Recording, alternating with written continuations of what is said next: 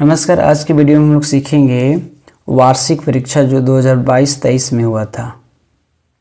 उसमें जो है मॉडल प्रश्न पत्र तैयार किया जाता है उसके पहले, और उस मॉडल प्रश्न पत्र को हम लोग हल करेंगे। और ये जो मॉडल प्रश्न पत्र है वो गणित का है और कक्षा 8 का है।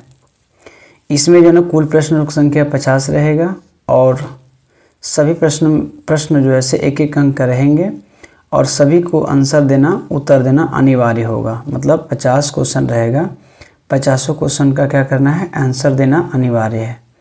और सभी प्रश्न जो है एक एक अंक के रहेंगे। तो कुल 50 प्रश्न रहेगा और 50 नंबर हमें मिलेगा भी। और प्रत्येक प्रश्न के 4 विकल्प दिए जाएंगे और सही विकल्प का क्या करना है, चयन करना है। जैसे मान के चलिए मेरे पास A, B, C, D ये 3 ऑप्शन रहेगा। आज तीनों ऑप्शन में से देखना है कि ऑप्शन हमारा A सही, ऑप्शन B सही, ऑप्शन C सही है, ऑप्शन D सही है। तो हमें जो अच्छा लगे, जो ऑप्शन अच्छा लगे उस ऑप्शन को क्या करना है, टिक करना है। गलत के लिए कोई अंक नहीं काटा जाएगा, और अगर हम गलत कर भी देते हैं कोई क्वेश्चन तो उसमें नंबर नहीं काटा जाएगा। चलिए हम लोग स्टार्ट करते हैं प्रश्न संख्या 1 से। प्रश्न क्या है ना, सबसे पहले कि सबसे छोटी पूर्ण संख्या कौन सी है। तो सबसे पहले हम लोग क्लास 8 में जो पढ़े थे, मैथ में पढ़े थे हम लोग क्या, प्राकृत संख्या। प्राकृत संख्या, प्राकृत संख्या किसको बोलते हैं, जो गिनती वाली संख्या होता है। इसको इंग्लिश में हम लोग नेचुरल नंबर भी बोलते हैं। Natural number, natural number. गिनती वाली संख्या में क्या होता है, 1, 2, 3, 4, 5, ये इन्फिनाइट तक जाता है। तो इसे हम लोग क्या बोलते थे, प्राकृत संख्या। इसे क्या बोलते थे, प्राकृत संख्या। तो इसमें सबसे छोटी प्राकृत संख्या क्या है, 1 है। परंतु हमें पूछा क्या है, पूर्ण संख्या पूछा है। तो पूर्ण संख्या किसको बोलते थे, अगर प्राकृत संख्या में 0 लगा देते थे, मतलब होल नंबर जो होता था। अगर हम प्राकृत संख्या में क्या कर दें, प्राकृत संख्या में 0 जोड़ दे, 0 जोड़ दे तो क्या बन जाता है, पूर्ण संख्या बन जाता है। जैसे 0, 1, 2, 3, 4, 5, 6, ये इन्फिनाइट तक जाएगा। तो ये क्या है, पूर्ण संख्या है। तो पूर्ण संख्या में देखा जाए सबसे छोटी पूर्ण संख्या क्या है, 0 है। तो इस प्रश्न का जो आंसर हो जाएगा option number 2 is correct answer हो जाएगा। आगे है दूसरा क्वेश्चन है, 5 का व्युत्क्रम क्या होगा। व्युत्क्रम का मतलब है इसका उलट देंगे। मतलब दूसरा क्वेश्चन का आंसर क्या हो जाएगा, जैसे 5 है ना, तो इसको व्युत्क्रम पूछ रहा है। तो मान के चलिए कि 5 को हम ऐसे लिख सकते हैं, 5/1। अब इसको पलट देंगे तो 1/5 हो जाएगा।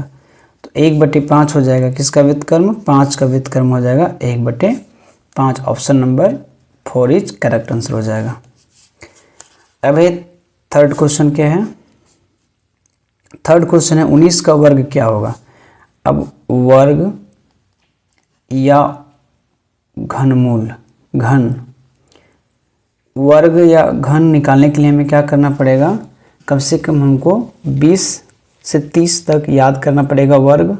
जैसे 1 का वर्ग 1, 2 का वर्ग 4, 3 का वर्ग 9, 4 का वर्ग 16, 5 का वर्ग 25, 6 का वर्ग 36, 7 का 49, 8 का 64, 9 का 81, 10 का 100। इस तरह से हमें कम से कम 30 तक वर्ग याद करना होगा, तब जाके वर्गमूल निकलेगा। घन भी याद करना पड़ेगा, 1 का घन 1, 2 का घन 8, 3 का घन 27, 4 का घन 64, 5 का घन 125। इस तरह से घन निकालने के लिए हमें घनमूल याद करना होगा। तो यहाँ पर जो 19 का वर्ग पूछा है, तो मतलब 19 का स्क्वायर कितना होता है, तो 361 होता है, जिसे याद करना होगा। तो यहाँ ऑप्शन नंबर 2 हो जाएगा 361। अब चौथा क्वेश्चन क्या है, 900 का वर्गमूल ज्ञात कीजिए। तो 900 का वर्गमूल कितना होता है, तो 900 का वर्गमूल कम से कम मतलब 30 होगा। तो जो हम वर्गमूल याद करेंगे तो आराम से हमें पता चल जाएगा कि 2 का वर्गमूल कितना होता है, 3 का वर्गमूल कितना होता है, 4 का कितना होता है, 5 का वर्गमूल कितना होता है। तो 30 का वर्गमूल होता है 900। मतलब 900 का वर्गमूल 900 का वर्गमूल कितना होता है? 30 होता है। Option number A is correct answer हो जाएगा। आगे है 11 का घन कितना होता है? तो 11 का घन, तो हमें घनमूल याद रखना पड़ेगा। तो 11 का घन कितना होता है? 1331 होता है। तो याद रखना इस चीज़ को कि 11 का घन जो है 1331 होता है। आगे है 8/27 का घनमूल होगा। तो छठा में क्या है? 8/27। तो 8 किसका होता है? 2 का होता है घन, और 27 किसका होता है? 3 का होता है। तो 2 क्या हो जाएगा? इसका आंसर 3 हो जाएगा। तो ऑप्शन नंबर 1 हो जाएगा, 2/3 करेक्ट आंसर हो जाएगा। आगे है 5 का क्यूब का सही मान क्या होगा?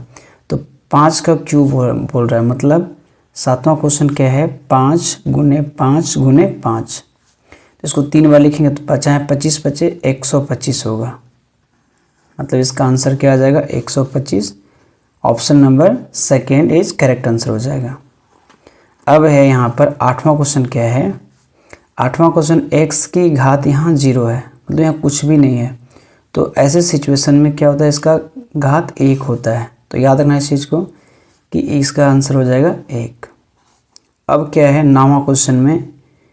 एक संख्या AB का विस्तृत रूप है, मतलब अगर 9 क्वेश्चन देखा जाए AB का इसका विस्तृत रूप लिखे तो A किसकी जगह में है? इकाई की जगह में है, और B किसकी जगह में? इकाई की जगह में है, और A किसकी जगह में है? दहाई की जगह में। तो इसको मैं ऐसे लिख सकते हैं B + 10A, मतलब इकाई, और ये हो जाएगा दहाई। तो ऑप्शन नंबर सेकेंड हो जाएगा राइट आंसर। आगे 10 क्वेश्चन क्या है ना? कौन सा संख्या 3 से विभाज्य है? मतलब 3 से, इसमें जो ऑप्शन में 1 2 3 4 दिया गया है, इसमें 3 से कौन कौन कटता है? तो सबसे पहले अगर देखिए 1 में 120, अगर 120 को भाग दे 3 से, 3 एकम 3, 3 चौका 12, मतलब 40 बार में कट जाता है। परंतु 122 नहीं कटता है, चूँकि कैसे नहीं कटता है? 122 3 के टेबल में नहीं आता है। 3 एकम 3, 3 चौका 12, ये नहीं कटता है। फिर 119 भी नहीं कटेगा, 125 भी नहीं कटेगा। तो ऑप्शन नंबर हमारा 1 हो जाएगा सही आंसर। 120 मतलब 3 से कट जा रहा है। अब यहाँ पर निम्न में कौन एक पदी व्यंजक है? एक पदी, द्विपदी और त्रिपदी क्या होता है? जैसे 11 क्वेश्चन क्या है? जिसमें एक पद हो एक पदी होता है, जिसमें 2 पद हो द्विपदी होता है, जिसमें 3 पद हो उसको त्रिपदी बोलते हैं। तो ऑप्शन में हमारा देखा जाए 1 2, मतलब इसमें एक पद ए है और एक पद ए है, तो इसमें 2 पद हो गया। दूसरा में इसमें क्या है? एक पद है, इसमें क्या है? एक पद है। इसका कहने का मतलब एक पद द्विपद कहने का मतलब क्या है? x + y है, तो ये अलग है, ये अलग है, परंतु इसमें क्या है? सब तीनों जो है ना साथ में है। इसमें भी x - y भी अलग अलग है, इसमें भी अलग अलग है, मतलब ये 2 पद, ये भी 2 पद, ये भी 2 पद, परंतु ये क्या है? ये एक पदी है। तो ऑप्शन नंबर सेकेंड हो जाएगा कि एक पदी कौन होगा? 2xy हो जाएगा। आगे 12 क्वेश्चन क्या है? संख्यात्मक गुणांक क्या है? संख्यात्मक जैसे संख्या 1 2 3 4 5, एक क्या है? संख्यात्मक है, मतलब ये संख्या है। और x y z ये क्या है? अल्फ़ाबेटिक है। तो ये है संख्यात्मक और ये है अल्फ़ाबेटिक। तो यहाँ संख्यात्मक पूछा है, तो संख्यात्मक यहाँ पर क्या होगा? x y तो ये अल्फ़ाबेटिक है। यहाँ पर -2 जो है ये क्या है? -2 जो है इसे संख्यात्मक है, तो -2 हो जाएगा इसका आंसर। ऑप्शन नंबर सेकेंड हो जाएगा। अब यहाँ 13 क्वेश्चन क्या है? देखिए a का स्क्वायर -2ab + b स्क्वायर, मतलब इसका जो फॉर्मूला कौन है? तो बीजगणित में हम लोग फॉर्मूला सीखे थे, a + b का होल स्क्वायर सीखे थे कि a² + b² + 2ab होता है, और एक सीखे थे a - b का whole square, a² - 2ab + b² होता है। मतलब इसको 2 बार लिखेंगे, जैसे a माइनस बी और a माइनस बी, तो ये फार्मूला बनता है क्या, a square minus 2ab plus b square बनता है। तो ऑप्शन नंबर यहाँ क्या हो जाएगा, सेकेंड हो जाएगा, ऑप्शन नंबर 2। अब यहाँ पर 14 क्वेश्चन क्या है, एक्स स्क्वायर माइनस 9 का गुणनखंड होगा, मतलब ऑप्शन यहाँ 1 2 3 4 है। तो सबसे पहले हम ऑप्शन नंबर 1 ट्राई करके देखते हैं कि ऐसा बनता है या नहीं बनता है। तो x प्लस 3 है और x माइनस 3 है। अब x को गुना x करेंगे, मतलब x को x से गुना जब करेंगे ना तो ये x का स्क्वायर होगा। फिर आगे x को गुना 3 से करेंगे तो ये प्लस का ये माइनस का हो जाएगा 3x। अब फिर 3 को गुना x से करेंगे तो प्लस का हो जाएगा 3x और प्लस माइनस माइनस हो जाएगा 3 तिया 9। ये माइनस का ये प्लस का कट जाएगा, बचेगा एक्स स्क्वायर माइनस का 9 बचेगा। तो option number option number A जो हो जाएगा करेक्ट आंसर। आगे है 15 क्वेश्चन क्या है कि 3x प्लस 2 बराबर 5 में x का मान क्या होगा। तो यहाँ एक समीकरण दे दिया गया है और x का वैल्यू निकालने के लिए बोल रहा है। तो अगर यहाँ 15वां क्वेश्चन देखें तो यहाँ 3x प्लस 2 है बराबर 5 है। मतलब इसका मतलब कहने का मतलब है कि ये जो 3x है और 2 बराबर 5 है तो x का मान निकालना, मतलब यहाँ x का वैल्यू निकालना है। तो x का वैल्यू निकालने के लिए क्या करेंगे, इस डिजिट को, इस संख्या को इधर ले जाएंगे, इस संख्या को इधर ले जाएंगे, क्योंकि a और a क्या सेम है तो इसको इधर ले जाएंगे। तो बराबर का जब इधर जाता है तो ये प्लस है तो इधर माइनस का हो जाएगा। तो इसको ऐसे लिख सकते हैं 3x बराबर 5 माइनस 2। तो इसको अगर हम घटा दें तो 3x बराबर 5 में 2 घटाएंगे 3 बचेगा। अब 3 हो गया, यहाँ पर इधर 3x हो गया, इधर 3 हो गया। अब यहाँ पर जो है गुना छुपा हुआ है, मतलब 3 गुने x है तो यहाँ गुना है, तो गुना है तो इधर ले जाएंगे तो ये क्या चिन्ह आ जाएगा, भागा में आ जाएगा। तो x बराबर क्या होगा, 3/3 होगा। 3 से 3 कैंसिल हो जाएगा तो बराबर क्या होगा, 1 होगा। मतलब x बराबर जो है से क्या आएगा, 1 आएगा। ऑप्शन नंबर क्या आ जाएगा 15 का, इसका option number A is correct answer हो जाएगा। अब क्या है प्रश्न संख्या 16 क्या है, 3 लगातार पूर्णांकों का योगफल 51 है तो पूर्णांक होगा। मतलब 3 लगातार पूर्णांकों का योगफल 51 है तो पूर्णांक क्या होगा। तो मान के चलिए कि सबसे पहले हम x मान लेते हैं, मतलब पहला पूर्णांक। दूसरा पूर्णांक को हम लोग x प्लस 1 मान लेते हैं और तीसरा पूर्णांक को x प्लस 2 मान लेते हैं। मतलब ये पहला पूर्णांक, दूसरा पूर्णांक और तीसरा पूर्णांक, आई तीनों पूर्णांक का योग कितना है, 51 है। ऐसे लिख दिए। अब क्या करेंगे, जाते जाते जोड़ देंगे, जैसे x x x हो जाएगा 3x बराबर प्लस 1 और 2 3 हो जाएगा बराबर 51। मतलब ये जो 3x है 3x लिखेंगे बराबर ये 3 है इधर और 51 इधर आ जाएगा। मतलब 51 यहाँ पर है, 3 यहाँ है, आ जाएगा इधर, प्लस का है तो माइनस का हो जाएगा। मतलब हो जाएगा यहाँ पर 3x, 51 में 3 घटाएंगे कितना बचेगा, 48 बचेगा। अब इसको ऐसे लिख सकते हैं x बराबर 48/3। मतलब 3 एकम 3, 3 एकम 3 और यहाँ से गया 3 6 18 16, कितना आया 16, मतलब 16 तिया 48 आ गया। तो 16 आया, जो ये आया प्रथम संख्या, मतलब ये प्रथम संख्या 16 हो गया। अब 16 यहाँ रखेंगे प्लस 1 रखेंगे तो 16 1 17 हो जाएगा और 16 प्लस 2 16 2 क्या आ जाएगा 18। मतलब 16 1 17 और 16 2 18, 16 17 18 जो है इस प्रश्न का आंसर हो जाएगा। ऑप्शन नंबर सेकेंड हो जाएगा 16 17 18।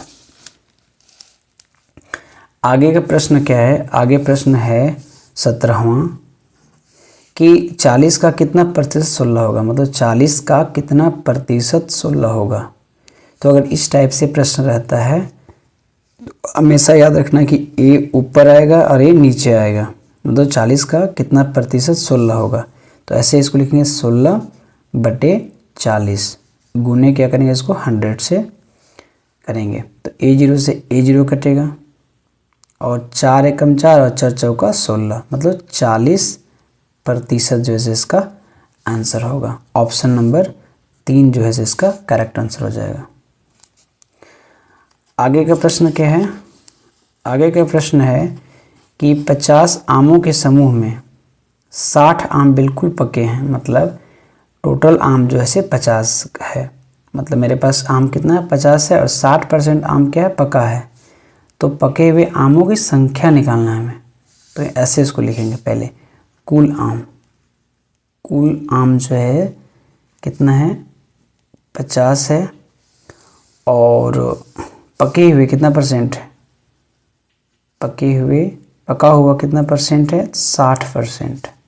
तो इसको निकालने के लिए क्या करेंगे, तो ये परसेंटेज है यहाँ पर 60 बटे परसेंटेज हटेगा नीचे 100 बैठेगा गुने एक कुल आम कितना है 50 है, लिख देंगे 50। A0 से A0 काटेंगे, A0 से A0 और 6 बचे 30, जो 30 आम जो है मतलब पके हुए आमों की संख्या निकलेगा 30 आम, मतलब 30 आम पका हुआ है। Option number 3 is correct answer हो जाएगा। आगे 19 क्वेश्चन क्या बोलता है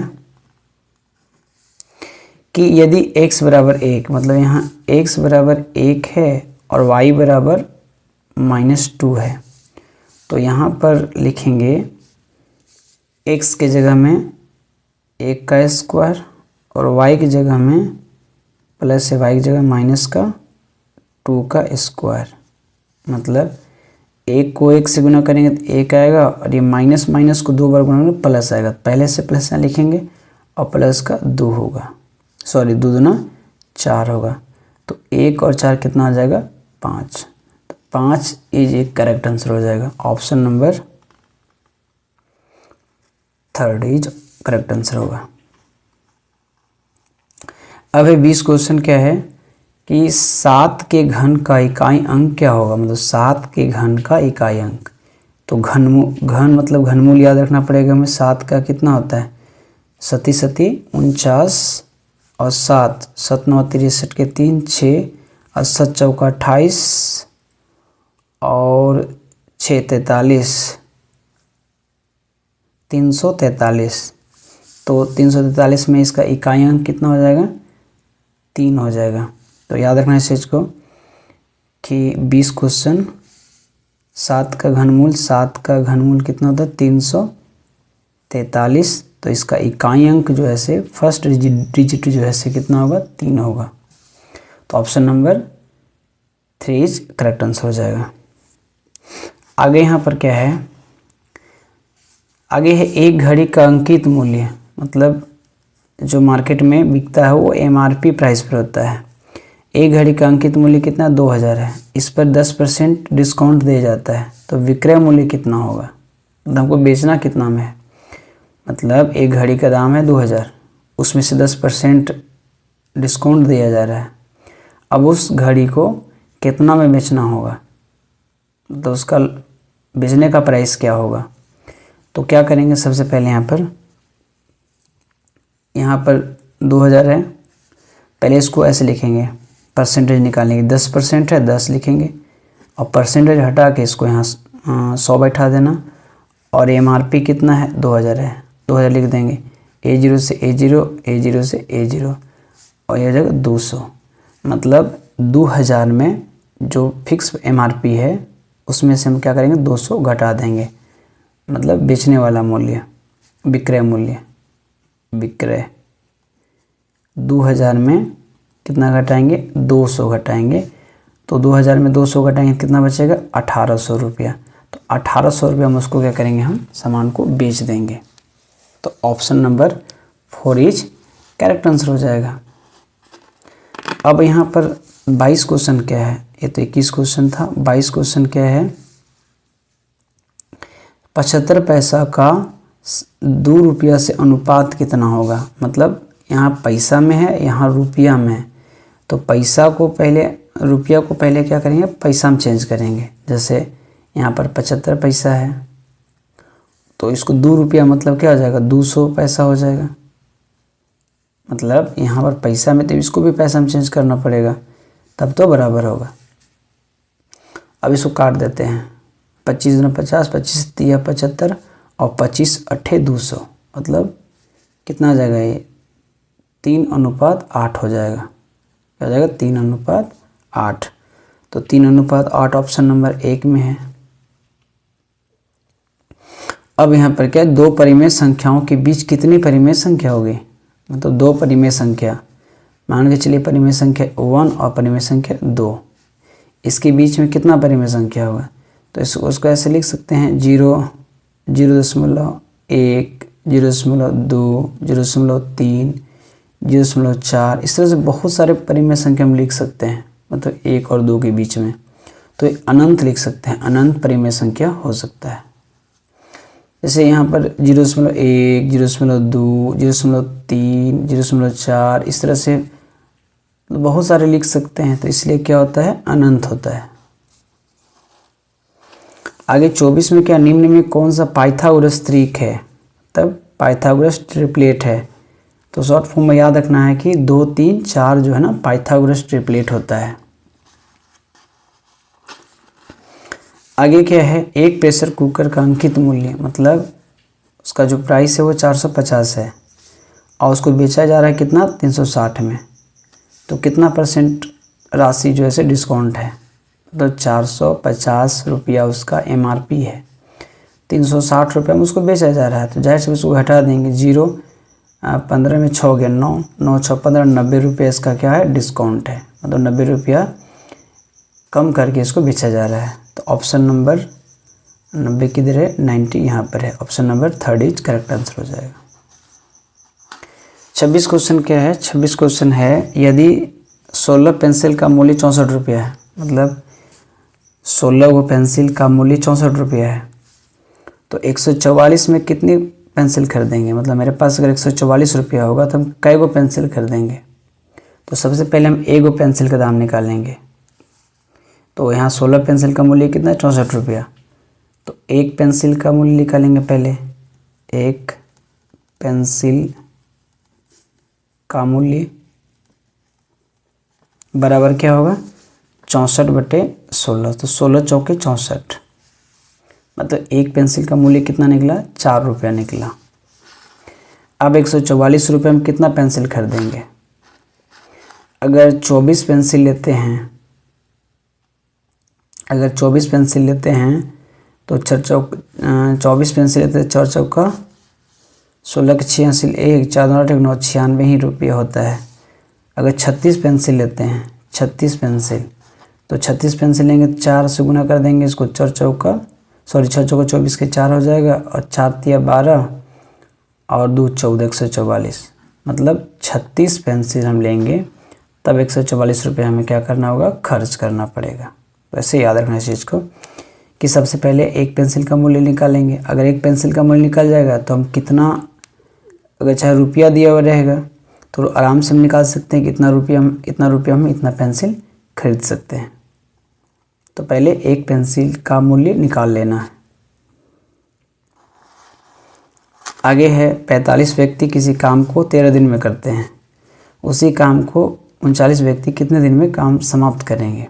तो अगर ऐसे प्रश्न रहेंगे तो ऐसे प्रश्नों को बनाने के लिए क्या करेंगे, 45 व्यक्ति है, मतलब कोई आदमी है, व्यक्ति है, गुने काम कितने दिन में कर दे रहा है, 13 दिन में, तो 13 दिन लिखेगा, दिन लिखेगा यहाँ पर, दिन बराबर उसी काम को किसी व्यक्ति ने, यहाँ पर व्यक्ति पे लिखेंगे, और कितने दिन में समाप्त किया, मतलब दिन यहाँ पर पता नहीं कितने दिन में समाप्त किया, इसलिए इसको हम x मान लेंगे। व्यक्ति कितना इसमें शुरू में 45, और दिन कितना लग रहा है, 13 दिन, बराबर इसमें कितना व्यक्ति है, 39 व्यक्ति है, और गुने x लिखेंगे।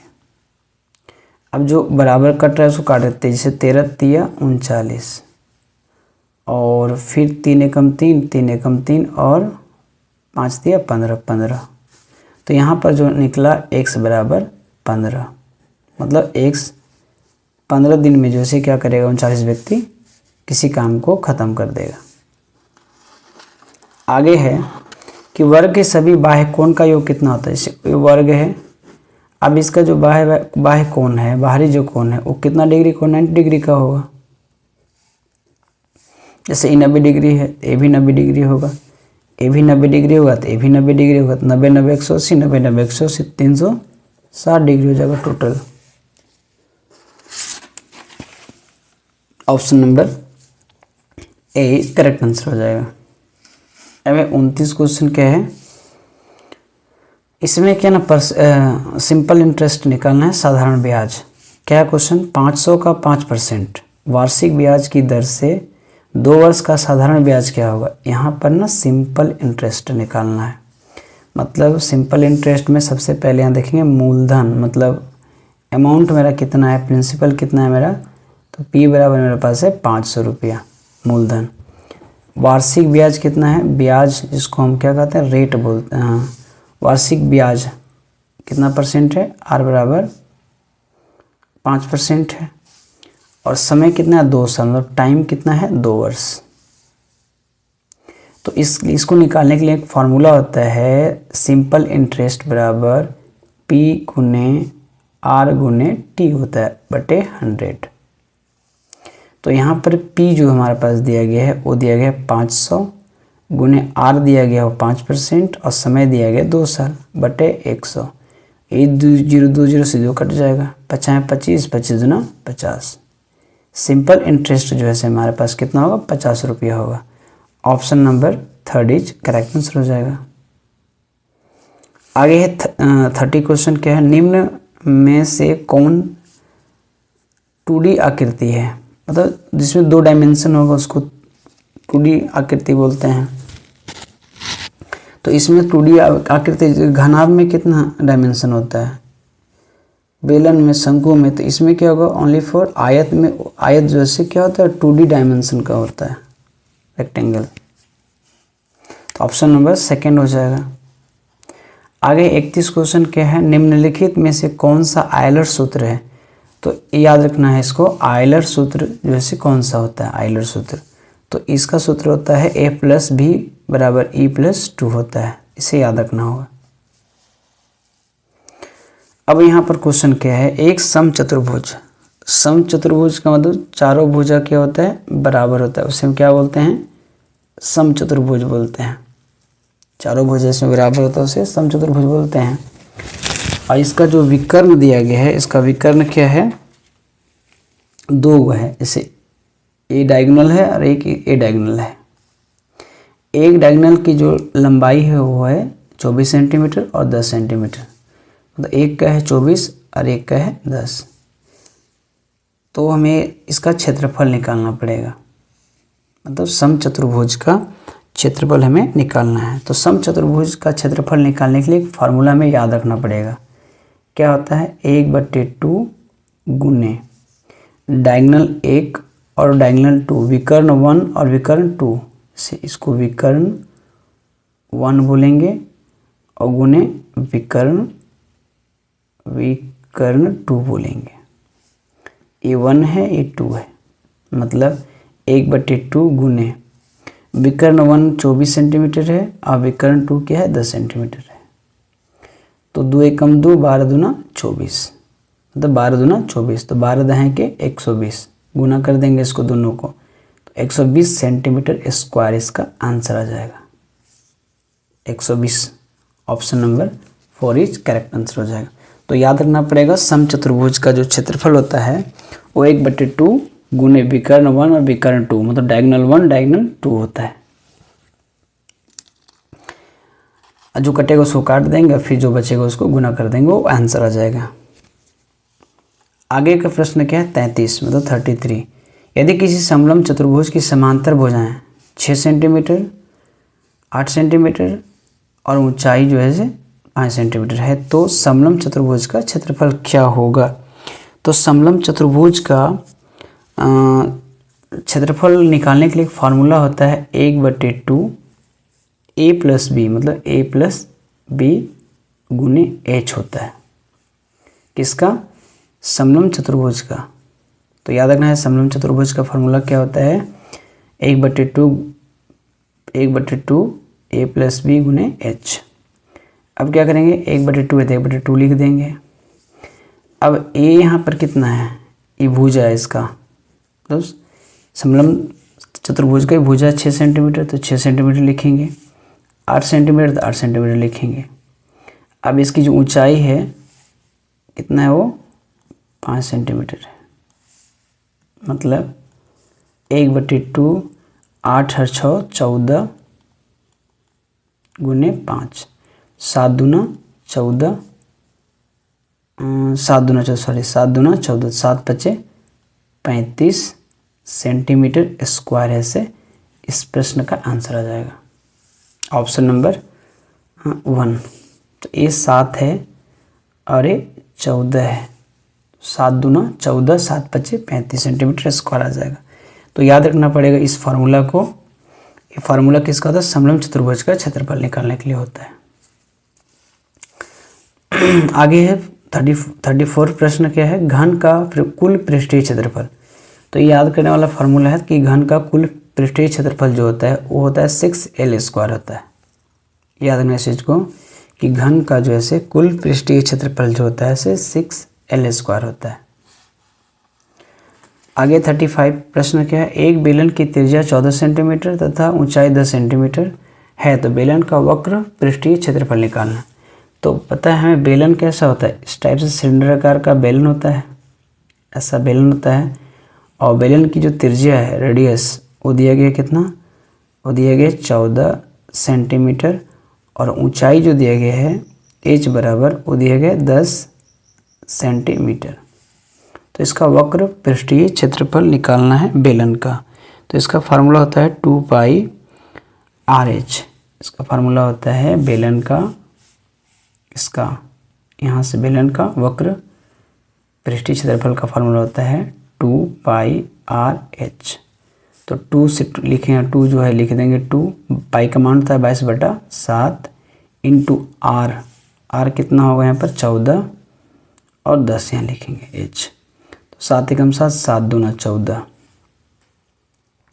तो 22 दूना 44, 44 दूना 88, 88 गुने 10, तो 88 को 10 से गुना करें तो कितना आएगा 880 सेंटीमीटर स्क्वायर। 880 सेंटीमीटर स्क्वायर जैसे इस प्रश्न का आंसर हो जाएगा option number 3 is correct answer होगा। अब है 36 क्वेश्चन क्या है देखते हैं। यदि घन की एक भुजा 8 सेंटीमीटर है, मतलब यदि घन की भुजा 8 सेंटीमीटर है तो घन का आयतन, मतलब घन का आयतन निकालना है। तो घन का आयतन निकालने के लिए क्या होता है फार्मूला, a का क्यूब होता है घन का आयतन निकालने के लिए। अब a का क्यूब मतलब 8 को हम 3 बार लिख देंगे, 8 8 64, 64 को हम 8 से गुना करें, 8 चौका 32 के 2 हासिल 3, 8 छक 48, 48 और 3 51, 512। तो इसका कितना हो जाएगा 512।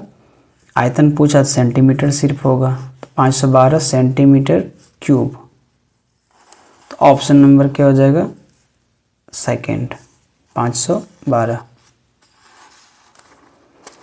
अब है क्वेश्चन नंबर 37 में क्या है, यदि बेलन की त्रिज्या और ऊंचाई, मतलब बेलन की जो त्रिज्या है, इस तरह से बेलन है, इस बेलन की जो त्रिज्या है वो है कितना 7 सेंटीमीटर r बराबर, और ऊंचाई है इससे कितना है 10 सेंटीमीटर, 10 सेंटीमीटर। तो बेलन का आयतन निकालना है। तो बेलन का आयतन निकालने के लिए क्या करते हैं, πr² लिखते हैं। बेलन का आयतन πr²h, πr²h। तो पाई का मान 22/7 गुने 7 है इसकी त्रिज्या, और 7 2 बार लिखेंगे, और इसकी ऊंचाई है से 10 है। a7 से a7 कैंसिल हो जाएगा, और 22 सत्ते 54 से 154 और 10 0, मतलब 1540 सेंटीमीटर क्यूब है से इसका आयतन आ जाएगा। तो फार्मूला याद रखना बहुत ज़रूरी है। एक इसका फार्मूला है बेलन का आयतन का। आगे का प्रश्न क्या है? आगे का प्रश्न है 38 में क्या है ना कि घनाभ का आयतन ज्ञात कीजिए यदि घनाभ की लंबाई, चौड़ाई और ऊंचाई क्रमशः 6 मीटर, 3 मीटर और 2 मीटर है। तो सबसे पहले हमें याद रखना पड़ेगा घनाभ का आयतन क्या होता है। तो घनाभ का आयतन क्या होता है? L गुने B गुने H होता है। लंबाई, चौड़ाई, ऊंचाई। लंबाई दिया गया 6 और चौड़ाई दिया गया है 3, ऊंचाई दिया गया 2। तो 36 का 18 दूना 36 मीटर सिर्फ आएगा, मीटर क्यूब आ जाएगा। 36 मीटर क्यूब आ जाएगा। इस प्रश्न का answer option number second is correct answer हो जाएगा। अब 39 प्रश्न क्या है? घन में कुल कितने किनारे होते हैं? तो नॉर्मल सी बात है कि जो डाइस होता है उसमें 6 किनारा होता है। कितना किनारा होता है? 6 किनारा। तो option number A is correct answer हो जाएगा। अब यहाँ पर एक मिलान करने वाला है, जैसे 1 2 3 4, तो ऑप्शन नंबर 1 हो जाएगा। आगे है वर्ग अंतराल 30 40 का वर्ग चिन्ह क्या है? तो वर्ग चिन्ह निकालने के लिए क्या करते हैं? हायर क्लास और लोअर क्लास मतलब इसको और इसको जोड़ देते हैं। जैसे 40 + 30 जोड़ेंगे तो कितना आएगा? 70 आएगा और 70 को 2 से भागा दे देंगे तो 35 दूना क्या आ जाएगा? 70 आ जाएगा। तो ये वर्ग चिन्ह निकालने के लिए तरीका होता है कि वर्ग चिन्ह क्या होता है? हायर प्लस लोअर बटे 2 कर देंगे तो ए आ जाएगा। 35 इसका आंसर हो जाएगा। Option number 4 is correct answer हो जाएगा। अब है 42 क्वेश्चन क्या है कि वर्ग अंतराल 20 30 का माप क्या होगा? तो अगर हमको वर्ग अंतराल की माप निकालना है, तो क्या करेंगे? इसका फार्मूला होता है उच्च सीमा माइनस निम्न सीमा। उच्च सीमा कितना है? 30 और माइनस 20 घटा देंगे तो कितना बचेगा? 10। तो 10 इज करेक्ट आंसर हो जाएगा। Option number A is correct answer होगा। अब है आंकड़ों के सबसे बड़े एवं सबसे छोटे फ्रैक्शनों के अंतर को क्या कहते हैं? तो आंकड़ों के सबसे बड़े एवं सबसे छोटे फ्रैक्शनों के अंतर को क्या कहते हैं? तो परिसर कहते हैं। इसको याद रखना पड़ेगा, इसे हम क्या कहेंगे? परिसर कहते हैं। अब है 44 प्रश्न क्या है कि वृत्त आलेख का दूसरा नाम क्या है? इसको पाई चार्ट भी बोलते हैं। इसको याद रखना पड़ेगा कि वृत्त आलेख का दूसरा नाम क्या है? पाई चार्ट भी है। अब यहाँ पर 45 प्रश्न क्या है कि 2 सिक्कों को एक साथ उछालने से हमें कुल कितना परिणाम प्राप्त होगा? जैसे हमारे पास 2 कॉइन है, 2 सिक्का है, तो 2 सिक्का को जब उछालते हैं तो इसमें क्या क्या होगा कि हो सकता है कि दोनों सिक्का में हेड आ जाए। दोनों सिक्का में क्या आ जाए? हेड आ जाए। हो सकता है कि एक बार उछालेंगे तो दोनों सिक्का में टेल आ जाएगा, मतलब चीत आ जाएगा। हो सकता है कि एक में हेड आए, एक में टेल आए, या हो सकता है कि एक में टेल आए और एक में हेड आए। मतलब अगर 2 सिक्का को उछालते हैं तो ये सिक्का का जो संभव मान आ सकता है, मतलब पहले में क्या हो सकता है? दोनों में हेड आ सकता है, या दोनों में टेल आ सकता है, या तो एक में हेड आएगा या तो एक में टेल आएगा, या तो टेल आएगा या तो हेड आएगा। तो इसमें कुल परिणामों की संख्या कितना आ सकता है? 1 2 3 4। तो option number 4 is correct answer हो जाएगा। आगे प्रश्न 46 क्या है? जब एक पासे को फेंका जाता है तो उसके सतह पर एक सम संख्या आने की प्रायिकता क्या होगी? तो जब एक पासे फेंकेंगे तो 1 2 3 4 5 6, मतलब एक डाइस में कितना संख्या होता है? 1 होता है, 2 होता है, 3 होता है, 4 होता है, 5 होता है और 6 होता है। तो इसमें मैं सम संख्या निकालना, तो सम संख्या 2 होता है, 4 होता है और 6 होता है, मतलब 1 2 3 1 2 3, और टोटल कितना है? 1 2 3 4 5 6, टोटल संख्या 6 है, 3 एकम 3, 3 दूना 6, तो 1/2 option number 3 is correct answer हो जाएगा। आगे है कि एक थैले में 4 नीली, 2 हरी एवं 5 काली गेंद हैं। ठीक है, एक थैला है, इस थैले में 4 नीली गेंद है और 2 हरी गेंद है और 5 काली गेंद है। थैले के अंदर बिना देखे गेंद निकाली जाती है, तो इसकी क्या प्रायिकता है कि वो निकाली गई गेंद पीली होगी। ठीक है, बिना हमको छुए इसमें से हमको निकालना है। तो यहाँ पर इसको प्रायिकता निकालने के लिए हम क्या करेंगे, सबसे पहले कि जो टोटल है यहाँ पर क्या है, क्या निकालना है, पीली गेंद की प्रायिकता निकालना है। तो लिखेंगे कि पीली गेंद की प्रायिकता, पीली गेंद के प्रायिकता बराबर पीली गेंद